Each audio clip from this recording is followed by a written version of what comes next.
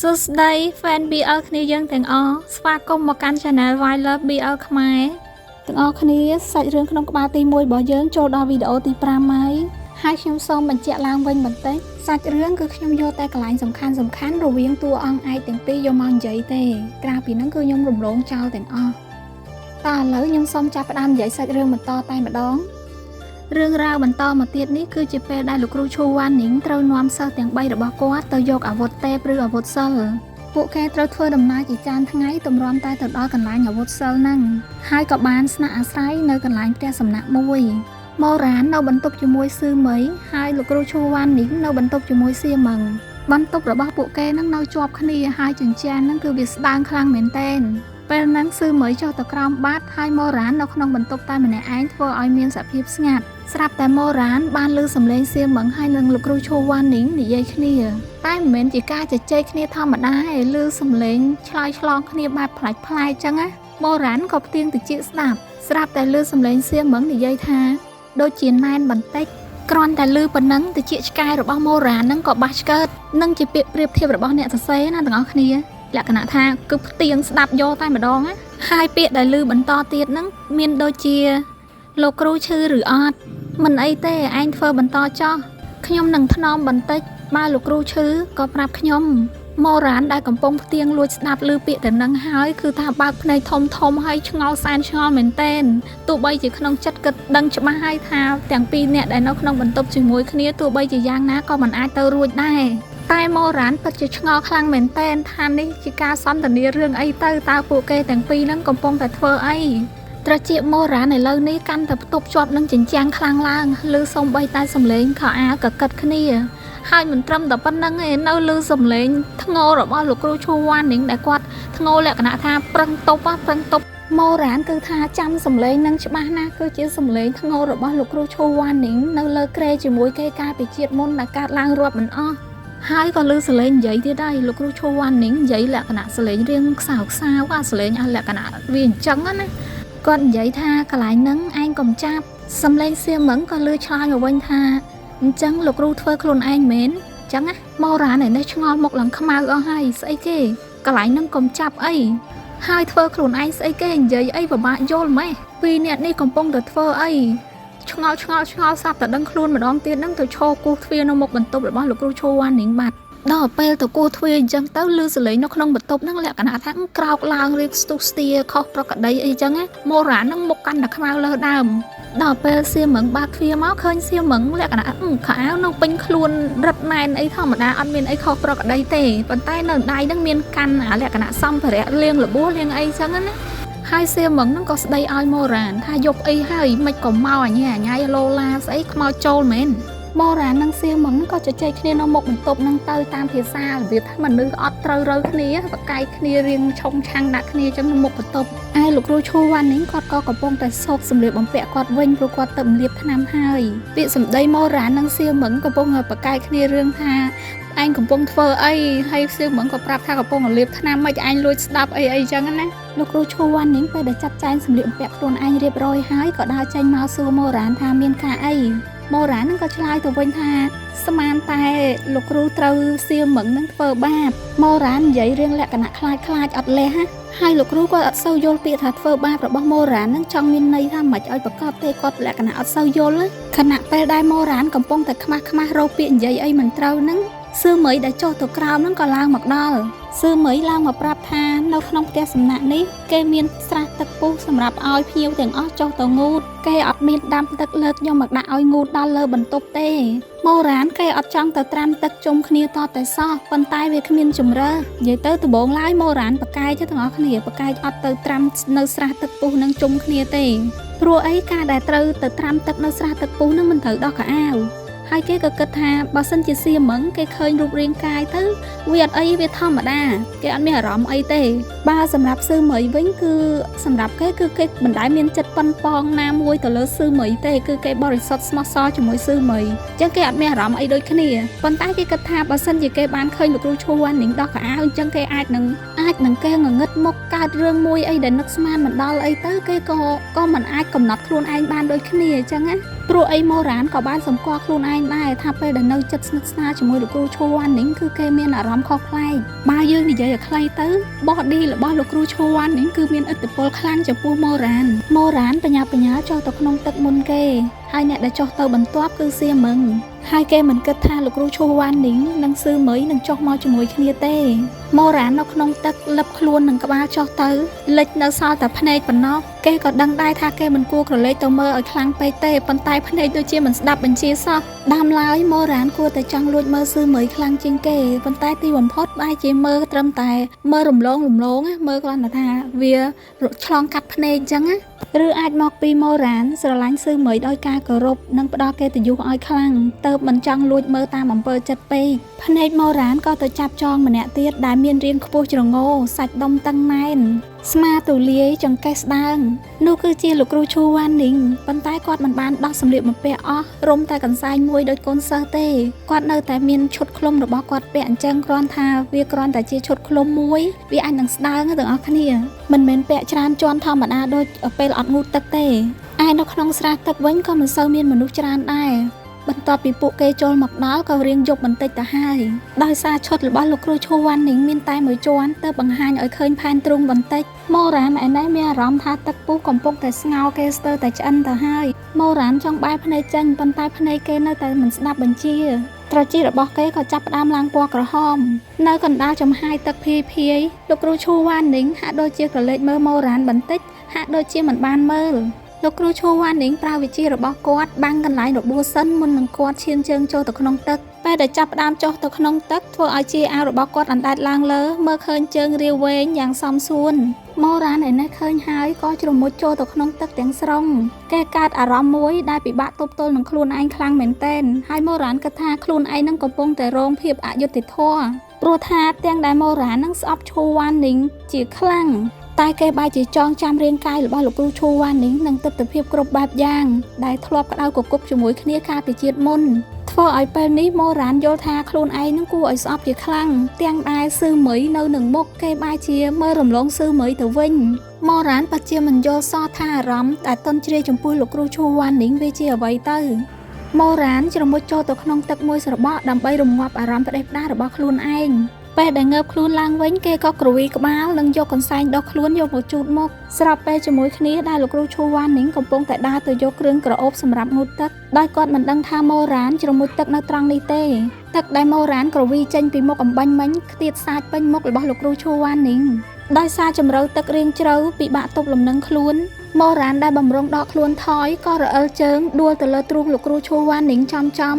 ភ្លាមដែលម៉ូរ៉ានដួលនឹងលោកគ្រូឈួរវ៉ាន់នីងគាត់អត់បានគិតអីទេគាត់ពេលដែលដួលគាត់មិនស្វាចាប់គាត់មិនចាប់ទ្រលោកគ្រូឈួរវ៉ាន់នីងគាត់ក៏ជួយទ្រម៉ូរ៉ានអញ្ចឹងណាហើយដៃម៉ូរ៉ានម្ខាងហ្នឹងផ្ទប់នៅលើទ្រូងរបស់លោកគ្រូឈួរវ៉ាន់នីងហើយដៃម្ខាងទៀតរបស់ម៉ូរ៉ានហ្នឹងអោបចង្កេះលោកគ្រូឈួរវ៉ាន់នីងហើយខ្លួនរបស់គេទាំងពីរនាក់ហ្នឹងវាស្អិតវាមិនស្អិតទេវាជាប់គ្នាហ្មងទាំងអស់គ្នាដូចថាខ្លួនពួកគេទាំងពីរនាក់ហ្នឹងគឺប៉ះគ្នាបដ ாய் តាំងពីលើដល់ក្រោមក្នុងខួរក្បាលរបស់ម៉ូរ៉ានគឺផ្ទុះប៊ុំហ្មងទាំងអស់គ្នាគ្រាន់តែដៃចាប់ចំចង្កេះរបស់លោកគ្រូឈួរវ៉ាន់នីងប៉ុណ្ណឹងអត់ទាន់បានធ្វើអីទាំងអស់ម៉ូរ៉ានមានអារម្មណ៍ថាខ្លួនឯងនឹងដូចត្រូវបានដុតឲ្យឆេះសន្ធោសន្ធៅហើយខណៈពេលដែលព្យាយាមរើបំរាស់ដកខ្លួនថយពីលោកគ្រូឈួរវ៉ាន់នីងនឹងវាប្រព្រឹត្តប្រប្រាស់ចឹងទៅវារបៀបស្លន់ទាំងអស់គ្នាធ្វើឲ្យវត្ថុផ្ទាល់ខ្លួនរបស់ម៉ូរ៉ានដែលនៅខាងក្រោមហ្នឹងប៉ះលោកគ្រូឈួរវ៉ាន់នីងគាត់បើកភ្នែកធំហើយឈានជើងថយក្រោយភ្លាមហើយដំណក់ទឹកក៏ស្រាប់តែស្រក់ចូលភ្នែករបស់គាត់ដែរធ្វើឲ្យគាត់បិទភ្នែកគាត់បិទភ្នែកស្របពេលភ្លាមជាមួយគ្នាហ្នឹងប៉ុន្តែគាត់អត់បានកាន់អាកសែងនៅសម្រាប់ជូតសម្រាប់ដោះនឹងមកជាមួយអញ្ចឹងទៅម៉ូរ៉ានហ្នឹងក៏ហុចកសែងខ្លួនឯងថាលោកគ្រូយល់របស់ខ្ញុំក៏បានដែរម៉ូរ៉ានខ្មាស់ស្ទើរតែដាច់ខ្យល់ហើយប៉ុន្តែព្យាយាមលាក់បាំងអាកប្បកិរិយារបស់ខ្លួនឯងគេព្យាយាមធ្វើឲ្យធម្មតាហើយយកកសែងហ្នឹងជូតភ្នែកឲ្យលោកគ្រូឈួរវ៉ាន់នីងទៅពេលឈួរវ៉ាន់នីងបើកភ្នែកមកវិញហ្នឹងគាត់ក៏មានអារម្មណ៍ថាច្បោកច្បល់ហើយរៀងភ្ញាក់ផ្អើលដែរប៉ុន្តែគាត់ សង្កត់អារម្មណ៍ខ្លួនឯងបានលឿនណាទាំងអស់គ្នាគាត់ធ្វើឲ្យធម្មតាវិញបានលឿនណាហើយគាត់ក៏ប្រាប់ឲ្យម៉ូរ៉ានហុចគ្រឿងក្រអូបសម្រាប់ងូតទឹកនឹងឲ្យគាត់ប្រហែលជាសាប៊ូនៅសម័យបុរាណគេទាំងអស់គ្នាម៉ូរ៉ានវិញខ្លួនឡើងក្រហមដូចក្តាមស្ងោរឆ្អិនអញ្ចឹងឆោមទៅយកគ្រឿងក្រអូបនឹងឲ្យមានការសួរក្លិនសួរអីចឹងណាដល់តែពេលយកគ្រឿងក្រអូបនឹងឲ្យហុចទៅឲ្យលោកគ្រូឲ្យចុងម្រាមដៃនឹងវាប៉ះគ្នាធ្វើឲ្យម៉ូរ៉ាននឹងមានអារម្មណ៍ថាស្រើបឡើងឲ្យវាដូចខ្សែភ្លើងឆក់ក្នុងរឿងអីចឹងណាម៉ូរ៉ានក៏ព្យាយាមណាស់ដែរប៉ុន្តែខួរក្បាលរបស់ម៉ូរ៉ាននឹងវាដូចអូតូខ្លាំងពេកវាអត់ស្ដាប់បញ្ជាទេឈុតឆាកក្តៅកកុករបស់គេជាមួយលោកគ្រូឈូវ៉ាន់នីងកាលពីជាតិមុនហ្នឹងគឺលេចឡើងមកពេញខួរក្បាលបើសិនជាហេតុការអំបញ្ញមិញនេះស្ថិតនៅក្នុងកាលពីជាតិមុនវិញម៉ូរ៉ានប្រហែលជាប្រព្រឹត្តវាយ៉ាងពេញចិត្តនៅត្រង់នឹងបាត់ទៅហើយម៉ូរ៉ានក៏លែងហ៊ានក្រឡេកមើលលោកគ្រូឈូវ៉ាន់នីងទៀតសូម្បីតែកន្ទុយភ្នែកព្រោះអីការមើលឃើញរាងកាយរបស់លោកគ្រូឈូវ៉ាន់នីងនៅពេលនេះវាមានគ្រោះថ្នាក់ខ្លាំងមែនទែនម៉ូរ៉ានបញ្ញាប់មួយទឹកឲ្យហើយមុនគេហើយក៏មកបន្ទប់មុនគេដែរនិយាយទៅម៉ូរ៉ានទប់លែងជាប់ទ្រាំលែងបានហើយនឹងត្រូវបញ្ញាប់មកបន្ទប់នឹងដើម្បីដោះស្រាយរឿងនឹងចេញនៅពេលដែលម៉ូរ៉ានចាប់ផ្ដើមពន្លត់ភ្លើងដែលកំពុងតែឆេះសន្ធោសន្ធៅនៅក្នុងពោះហ្នឹងគេក៏គិតថាគេមិនអាចនឹកឃើញដល់រាងកាយរបស់លោកគ្រូឈូវ៉ាន់នីងទេពេលនេះគេត្រូវនឹកដល់ស៊ឺមី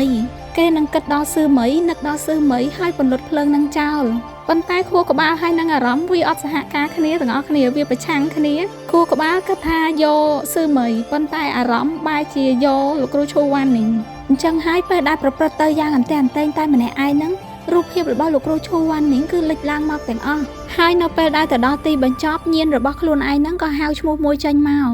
វ៉ានីង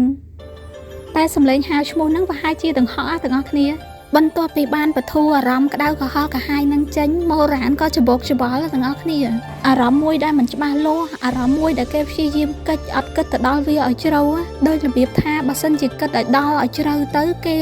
បែបទទួលយកអារម្មណ៍នឹងរបស់ខ្លួនឯងអត់បានណាប្រហែលជាអញ្ចឹងហើយម៉ូរ៉ានបែរជាព្យាយាមទឿនសតិឲ្យប្រាប់ខ្លួនឯងថាមនុស្សដែលគេស្រឡាញ់គឺស៊ឺមីមនុស្សដែលគេគិតគូរនិងនឹកដល់គ្រប់ពេលហើយគេស្រឡាញ់ពិតប្រាកដនោះគឺស៊ឺមីព្យាយាមប្រាប់ខ្លួនឯងអញ្ចឹងត្រឡប់មកម្ខាងទៀតអ្នកដែលចិត្តច្បោកច្បល់មិនមែនមានតែម៉ូរ៉ានទេទាំងអស់គ្នាលោកគ្រូឈូវ៉ានីងគាត់ក៏ច្បោកច្បល់ខ្វល់ខ្វាយដែរគាត់ទទួលដឹងនៅអារម្មណ៍ត្រូវការរបស់ម៉ូរ៉ានយ៉ាងច្បាស់គាត់ដឹងដល់រាងកាយរបស់ក្មេងកំឡោះដែលទៅនឹងធំធាត់ប៉ុន្តែវាដូចជាលូតលាស់រហ័សរហូតដល់គាត់នឹងស្មានមិនដល់បើនិយាយដល់ហេតុការណ៍អំបញ្ញមិញអ្វីត្បិតតែលោកគ្រូឈូវ៉ានីងគឺជាមនុស្សដែលគាត់អាចសម្របសម្រួលទឹកមុខរបស់ខ្លួនឯងលឿនប៉ុន្តែអារម្មណ៍ខាងក្នុងរបស់គាត់វាមិនមែនដូចទឹកមុខទេអ្វីដែលគាត់មិនចង់សូម្បីតែគិតពេលហ្នឹងរាងកាយរបស់គាត់នឹងក៏តបស្នងទៅម៉ូរ៉ានដូចគ្នាតែសំណាងល្អដែលគាត់អាចគ្រប់គ្រងផ្នែកខាងក្រៅរបស់គាត់នឹងមើលទៅធម្មតាបានយ៉ាងល្អធ្វើឲ្យគ្មានអ្នកណាអាចសង្កេតដឹងពីភាពខុសប្រក្រតីរបស់គាត់ទេយប់ហ្នឹងលោកគ្រូឈូវ៉ានីងដេកគិតចុះគិតឡើងយ៉ាងយូរគាត់មិនហ៊ានគិតទេថាជួនកាលពេលខ្លះម៉ូរ៉ានអាចនឹងចូលចិត្តគាត់ឬនិយាយឲ្យចំទៅម៉ូរ៉ានអាចនឹងមានចិត្តលើគាត់គិតប៉ុន្តែគាត់ក៏មានអារម្មណ៍ថាវាឈួតជ្រុលពេកហើយក៏វាគួរឲ្យខ្មាស់អៀនខ្លាំងណាស់ដែរសូម្បីតែពេលគិតថាម៉ូរ៉ានពេលខ្លះអាចនឹងចូលចិត្តគាត់ក៏គាត់មិនហ៊ានគិតឲ្យចប់ប្រយោគថាចូលចិត្តគាត់ដែរគាត់ពិចារណាខ្លួនឯងថាទោះបីជាយ៉ាងណាគាត់ក៏ជាមនុស្សកាចចិត្តអាក្រក់ចូលចិត្តវាយមនុស្សមាត់ក៏អាក្រក់ចរិតមិនល្អមុខមាត់ក៏មិនស្អាតដូចស៊ឺមីអាយុក៏ច្រើនណាស់ហើយទោះបីម៉ូរ៉ានជាមនុស្សដែលចូលចិត្តបរោះក៏ប្រហែលជាមិនខ្វាក់ភ្នែកមកមានចិត្តឲ្យគាត់ហើយសាច់រឿងបន្ទាប់ពីយប់នៅផ្ទះសំណាក់ដឹងមកពួកគេក៏ធ្វើដំណើរឡើងភ្នំដើម្បីទៅទីតាំងដែលត្រូវទៅយកអាវុធសិលទាំងអស់គ្នានៅលើភ្នំដែលមានអាវុធសិលហ្នឹងគឺជាកន្លែងដែលត្រជាក់ខ្លាំងមែនទែនដូចភ្នំតកអញ្ចឹងហើយលោកគ្រូឈូអានេះគាត់បានឈានចូលទៅទិញអាវសម្រាប់ពាក់ការពារល្ងាអាវរ៉ូមអាវអីចឹងណាហើយទិញស្រោមដៃទិញអីឲ្យសិស្សពាក់ពេលដែលធ្វើដំណើរទៅដល់អាភ្នំដែលមានអាវុធសិលហ្នឹងពួកគេក៏មានរឿងរ៉ាវជួបហេតុការណ៍អីផ្សេងអញ្ចឹងណាហើយពេលដែលទៅដល់មាត់ភ្នំហ្នឹងគេមានដកពិសោធន៍សិនមុននឹងឲ្យចូលទៅយកអាវុធសិលអីចឹងទៅហើយពួកគេក៏បានជួបសត្វទេពសត្វអីចឹងណាហើយសត្វទេពហ្នឹងយកពួកគេនាំពួកគេចូលទៅក្នុងស្រះដែលជាទីតាំងបង្កើតអាវុធសិលទាំងអស់ហ្នឹងឯងពេលចូលទៅដល់ក្នុងស្រះហ្នឹងវាដូចជាភពមួយទៀតដែលមិនមែនជាទីកន្លែងដែលមនុស្សរស់នៅក្នុងស្រះទឹកដ៏មហិមាហ្នឹងគឺជាកន្លែងដែលនៅក្នុងតំបន់ភ្នំដ៏សែនត្រជាក់ដោយតកកហ្នឹងឯងទាំង4នាក់ដែលជាគ្រូហើយនឹងសិស្សហ្នឹងគឺជាមនុស្សធម្មតាអញ្ចឹងពេលចូលទៅដល់ក្នុងស្រះហ្នឹងគឺត្រូវពាក់អាវឃ្លុំនិងពាក់ស្រោមដៃដូចតែពេលកំពុងនៅលើភ្នំហ្នឹងអញ្ចឹង ប៉ុន្តែលោកគ្រូឈូវ៉ានីងគាត់អត់បានពាក់ស្រោមដៃទាំងអស់គ្នាព្រោះអីគាត់មានវិជ្ជាសិលមួយយ៉ាងដែលអាចដឹងពីហេតុការណ៍អាក្រក់មុនតាមបាតដៃហើយបើចំពោះខ្លួនគាត់ផ្ទាល់គាត់ពាក់ស្រោមដៃក៏បានដែរប៉ុន្តែគាត់អត់ពាក់គឺដើម្បីការពារសិស្សរបស់គាត់ដល់ពេលម៉ូរ៉ានត្រូវបើកប្រអប់ទឹកដើម្បីទទួលបានអាវុធប្រចាំខ្លួនដោយប្រើលក្ខខណ្ឌពិសេសហ្នឹងប្រអប់ហ្នឹងបើកបានលុះត្រាតែជាមនុស្សម្នាក់ដែលម៉ូរ៉ានស្រឡាញ់អស់ពីចិត្តលក្ខណៈថាជាមនុស្សតែមួយគត់ដែលម៉ូរ៉ានស្រឡាញ់លះបង់បេះដូងទៅឲ្យហើយមនុស្សម្នាក់ហ្នឹងក៏ត្រូវជាមនុស្សដែលស្រឡាញ់ម៉ូរ៉ាននិងលះបង់គ្រប់យ៉ាងដើម្បីម៉ូរ៉ាននិងមានចិត្តបរិសុទ្ធស្មោះសរចំពោះម៉ូរ៉ានតែម្នាក់គត់ដូចគ្នាក្នុងគោលគំនិតរបស់ម៉ូរ៉ានពេលដែលឮប្រស្នាដែលត្រូវបើកប្រអប់ហ្នឹងហើយម៉ូរ៉ានគិតថាអត់ពិបាកទេគេជឿជាក់ទៅលើស៊ឺមីគេជឿជាក់ខ្លួនឯងថាគេពិតជាស្រឡាញ់ស៊ឺមីព្រោះគេរស់បាន2ជាតិហើយបេះដូងរបស់គេនឹងមានតែស៊ឺមីយ៉ាងស្មោះសរតែម្នាក់គត់ហើយពេលកំពុងនិយាយរឿងលក្ខខណ្ឌបើកប្រអប់ទឹកហ្នឹងគឺម៉ូរ៉ាននៅជាមួយសត្វទេពដែលនៅក្នុងស្រះហ្នឹងនៅក្នុងកន្លែងអាត់កបាំងតែ2នាក់ទេអ្នកផ្សេងគឺអត់មានអ្នកណាដឹងទេក្នុងលក្ខខណ្ឌបើកប្រអប់ទឹកនេះវាមិនមែនងាយស្រួលប្រហែលដូចម៉ូរ៉ានគិតទេព្រោះអីអ្នកដែលអាចប៉ះប្រអប់ហ្នឹងបានតែម្ដងគត់ហើយនឹងតែម្នាក់គត់គ្មានអ្នកទី2ហើយក៏គ្មានលើកទី2ដែរទាំងអស់គ្នាបើសិនជាម៉ូរ៉ានរើសមនុស្សខុសប្រអប់ហ្នឹងគឺមិនអាចបើកបានជារៀងរហូតស្មើនឹងម៉ូរ៉ានគឺមិនអាចមានអាវុធសិលសម្រាប់ខ្លួនឯងទេពេលដែលនិយាយប្រាប់ពីលក្ខខណ្ឌសម្ងាត់នឹងរួចរាល់ហើយសត្វទេពហ្នឹងក៏ឲ្យម៉ូរ៉ានចេញមកក្រៅវិញពីកន្លែងសម្ងាត់ហ្នឹងណាម៉ូរ៉ានក៏កាន់ប្រអប់ទឹកហ្នឹងដើរទៅជិតស៊ឺមីបែបលក្ខណៈថាធ្វើធម្មតាហើយប្រាប់ឲ្យស៊ឺមីហ្នឹងសាកបើកលោមើអីចឹងណាប៉ុន្តែពេលស៊ឺមីយកទៅកាន់ទៅវាអត់មានតបស្នងអ្វីមួយណាព្រោះអីបើសិនជាស៊ឺមីជាមនុស្សដែលត្រូវនឹងប្រាថ្នារបស់ប្រអប់ហ្នឹងវានឹងមានការប្រែប្រួលអីមួយហើយប៉ុន្តែពេលដែលប្រអប់ហ្នឹងនៅលើដៃរបស់ស៊ឺមីដែលកំពុងកាន់មើលហ្នឹងវាអត់មានចរន្តអីមួយដែលគួរកត់សម្គាល់នឹងកើតឡើងសោះម៉ូរ៉ានវិញក៏មិនបានជឿជាក់ 100% ដែរពេលដែលហុចប្រអប់ហ្នឹងទៅគេក៏ភ័យខ្លាំងណាស់ដែរបែកញើសបាត់ដៃនិយាយទៅភ័យបុកពោះហ្មងណាហើយដល់ពេលឃើញប្រអប់ហ្នឹងនៅលើដៃស៊ឺមីហើយវាអត់មានសកម្មភាពអីកើតឡើងទៀតម៉ូរ៉ានកាន់តែភ័យហើយគេព្យាយាមគិតទៅពេលហើយគេនឹកឃើញថាអូស្រោមដៃប្រហែលជាដោយសារស៊ឺមីនឹងពាក់ស្រោមដៃពេលដែលនឹកឃើញស្រោមដៃហ្នឹងហើយម៉ូរ៉ានហ្នឹងក៏គិតថាបំរុងនឹងទៅដោះស្រោមដៃឲ្យស៊ឺមីប៉ុន្តែភ្លាមហ្នឹងម្រាមដៃរាវវែងសំសួនរបស់លោកគ្រូឈូវ៉ានីងក៏ឈោងមកចាប់កាន់ប្រអប់ទឹកពីដៃរបស់ស៊ឺមីម៉ូរ៉ានភ័យខួរក្បាលលាន់ផាំងដូចត្រូវរន្ទះបាញ់អញ្ចឹងម៉ូរ៉ានស្រែកលោកគ្រ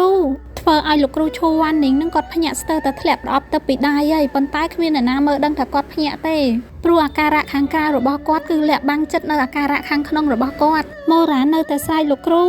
ូតែនិយាយអីមិនកើតធ្វើឲ្យសៀមមឹងខឹងស្ដីឲ្យទៅគ្រាន់តែលោកគ្រូចាប់ប្រអប់ប៉ុណ្ណឹងសោះអីក៏ភ័យស្លន់ស្លោម្លេះម៉ូរ៉ានវិញភ័យស្ទើរតែងងឹតមុខហើយងាកមកប្រអប់ទឹកវិញពេលដែលត្រូវម្រាមដៃរបស់លោកគ្រូឈូវ៉ានីងប៉ះថ្នមវាក៏មានសកម្មភាពប្រែប្រួលទាំងអស់គ្នាធ្វើឲ្យម៉ូរ៉ានអសកម្មភាពលែងកម្រើកហើយប្រអប់ទឹកក៏ត្រូវបើកបានដោយដៃរបស់លោកគ្រូឈូវ៉ានីងធ្វើឲ្យម៉ូរ៉ានភ័ន្តភាំងស្មារតីអស់ហើយគេមិនចង់ជឿទេម៉ូរ៉ានបដិសេធនៅក្នុងខួរក្បាលមិនពិតប្រអប់នេះខូចហើយមិនអាចទៅរួចទេនិយាយទៅម៉ូរ៉ានគឺអត់ទទួលស្គាល់ហ្មងគេអត់ជឿថាខ្លួនឯងស្រឡាញ់លោកគ្រូឈូវ៉ានីងទេរឿងចម្លែកមួយទៀតអាវុធដែលម៉ូរ៉ានទទួលបានគឺជាខ្សែតៃសិលដែលដូចធានវិនរបស់លោកគ្រូឈូវ៉ានីងបេះបិទទាំងដែលម៉ូរ៉ានកាលពីជាតិមុនអាវុធសិលដែលគេទទួលបានគឺជាដាវទាំងអស់គ្នាដាវនឹងមានឈ្មោះថាពូគុយវាចម្លែកខ្លាំងមែនទែនទាំងដែលម៉ូរ៉ានមកកើតនៅក្នុងអតីតកាលសោះតែបែរជាមកជួបហេតុការណ៍ខុសកាលពីជាតិមុនហើយបន្ទាប់មកទៀតក៏មានហេតុការណ៍បាត់ដៃខ្នងដៃកើតឡើងនៅក្នុងស្រះអាវុធទេពនឹងព្រឹទ្ធាចារ្យសៀនអ្នកគ្រប់គ្រងស្រះអាវុធទេពគឺជាមនុស្សខ្លាំងខ្លាយហើយបានរៀបចំផែនការនឹងអន្ទាក់ធ្វើបាបពួកគេទាំងអស់គ្នាពួកគេទាំង4អ្នកគ្រូសិស្សត្រូវមុនអាគមសណ្ដំបន្ទាប់មកក៏កើតចលាចលនៅក្នុងស្រះធ្វើឲ្យវង្វេងគ្នាប៉ុន្តែលោកគ្រូឈូវ៉ានីងបានរកឃើញម៉ូរ៉ានហើយពួកគេទាំង2នាក់ក៏នៅជាមួយគ្នាដើម្បីស្វែងរក2នាក់ទៀតមានហេតុការណ៍មួយដែលលោកគ្រូឈូវ៉ានីងនិងម៉ូរ៉ានត្រូវវិលទាំងអស់គ្នាវិលដូចខ្យល់គួរអញ្ចឹងដើម្បីត្រឡប់ទៅចំណុចដើមហើយបានជួបស៊ឺមីនិងសៀមឹងដល់ពេលអញ្ចឹងទៅលោកគ្រូឈូវ៉ានីងចាប់ដៃម៉ូរ៉ានជាប់ហ្មងសម្រាប់លោកគ្រូឈូវ៉ានីងដោយឋានៈរបស់គាត់គឺគាត់មានឱកាសតិចខ្លាំងមែនទែនក្នុងការដែលបានចាប់ដៃសិស្សឬក៏ចាប់ដៃរបស់ម៉ូរ៉ាននឹងឯងបើនិយាយទៅវាស្ទើរតែគ្មានឱកាសតែម្ដងអញ្ចឹងហើយធ្វើឲ្យគាត់មានអារម្មណ៍ទទួលបានភាពកក់ក្ដៅពីបាតដៃហើយវាគួរឲ្យថ្នាក់ថ្នមណាស់សម្រាប់គាត់មិនត្រឹមតែប៉ុណ្្នឹងទេភាពកក់ក្ដៅហ្នឹងមានតម្លៃណាស់សម្រាប់គាត់តែសម្រាប់ម៉ូរ៉ានវិញវាប្រហែលជាគ្មានតម្លៃហើយគេប្រហែលជាមិនចាប់អារម្មណ៍ផងទេមែនអ្នកទាំងអស់គ្នាម៉ូរ៉ានគ្រាន់តែបានឃើញស៊ឺមី យភ្លាមគឺប្រឡែងដៃចាញ់ពីលោកគ្រូឈូវ៉ាន់នីងតែម្ដងខ្ញុំមិនដឹងថាអ្នកទាំងអស់គ្នាស្ដាប់សម្រាយកាត់របស់ខ្ញុំទៅវាចូលអារម្មណ៍ស៊ីជម្រៅជាមួយសាច់រឿងអត់ទេប៉ុន្តែកន្លែងនេះមានអារម្មណ៍ថាឈឺខ្សៅហ្មងពេលដែលម៉ូរ៉ានប្រឡែងដៃទៅណាម្រាមដៃរបស់លោកគ្រូឈូវ៉ាន់នីងហាក់ដូចជាចង់ខាត់ហើយក្នុងសៀវភៅនិយាយរៀបរាប់ប្រាប់យើងថាតើវាមានហេតុផលអីទៅគាត់មិនមានសូម្បីសេចក្តីក្លាហាននឹងចូលចិត្តនរណាម្នាក់ទេពេលមើលឃើញម៉ូរ៉ានញញឹមរីកមុខរីកមាត់ដល់ថ្នាក់នោះពេលឃើញស៊ឺមីថែមទាំងអោបស៊ឺមីហើយញីសក់ក្បាលគ្នាទៀតយ៉ាងធម្មជាតិម្រាមដៃរបស់លោកគ្រូឈូវ៉ាន់នីងក៏ធ្លាក់ចុះមកដោយក្តីខ្មាស់អៀនប៉ុន្តែចាត់ទុកថាសំណាងល្អផ្ទៃមុខដ៏ឆ្មាំងឆ្មៃរបស់គាត់មិនថាអារម្មណ៍សោកខឹងសោកសៅសប្បាយចិត្តសុទ្ធតែមិនអាចស្ដែងចេញមកក្រៅទាំងអស់គ្នាសម្រាប់ក្បាលទី1របស់យើងសូមចប់តែត្រឹមហ្នឹងឯណាអរគុណទាំងអស់គ្នាដែលតែងតែចូលស្ដាប់វីដេអូរបស់ខ្ញុំគ្រប់វីដេអូរហូតដល់ចប់អញ្ចឹងយើងចាំជួបគ្នានៅវីដេអូក្រោយទៀតណាបាយបាយ